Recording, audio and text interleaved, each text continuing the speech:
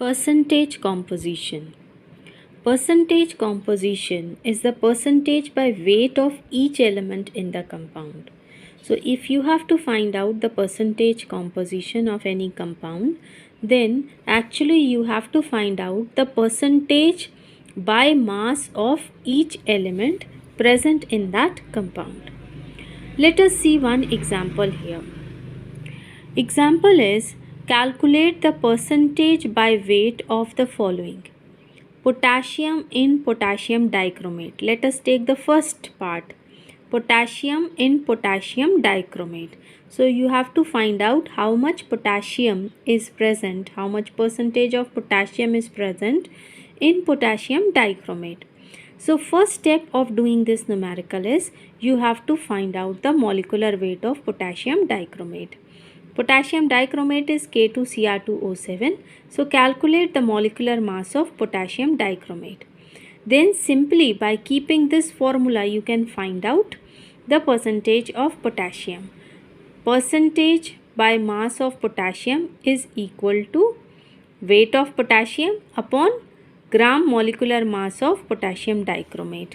It means potassium, how much potassium, mass of potassium is 78 present here, so you have to keep 78 upon how much is the mass of potassium dichromate. It is 294 and multiply it by 100. So directly by putting in the formula also you can find out the percentage composition of any element present in the compound. Now second thing that you have to study in this chapter is empirical formula and molecular formula. Empirical formula is the formula of a compound which shows the simplest whole number ratio between the atoms of the element in the compound. Let us see one example. This is ethane, C2H6. This is the molecular formula of ethane. Now check the ratio. Ratio of carbon and hydrogen is 2:6. If you simplify it, it will become 1:3. 2 से cut जाएगा. So on simplification it will become 1:3. This is the simplest ratio.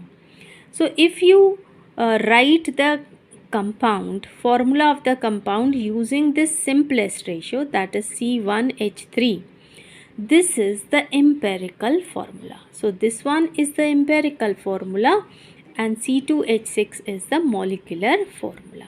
So remember, empirical formula shows the simplest whole number ratio. It doesn't show the actual number of atoms present in the actual number of atoms of an element present in a compound. It simply shows the simplest ratio between the atoms of the elements in the compound. Let us see one more example. This is C6H12O6. It is glucose, C6H12O6. This is the molecular formula of glucose. Now what is the ratio of carbon, hydrogen, oxygen present here? It is 6:12:6. If you simplify it, it will become 1:2:1. So if you write the formula using this simplest ratio, it will become C1H2O1. This is the empirical formula. Now what is molecular formula? It is the chemical formula which represents the actual number of atoms of each element present in the molecule of the compound. So molecular formula shows the actual number of atoms present in a compound.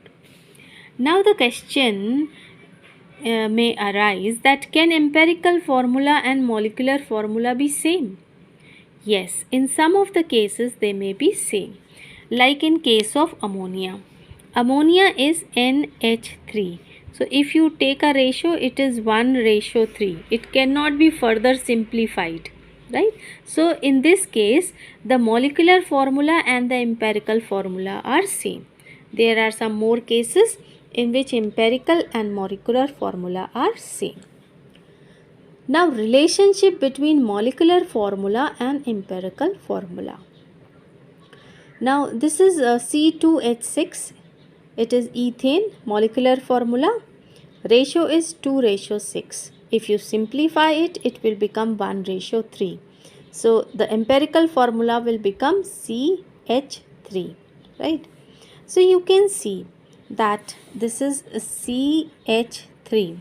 If you simply multiply it with one number, then you can get the molecular formula. So if I multiply it by simply by 2, then I can get the molecular formula C2H6. So the relationship is molecular formula is equal to N multiplied by empirical formula.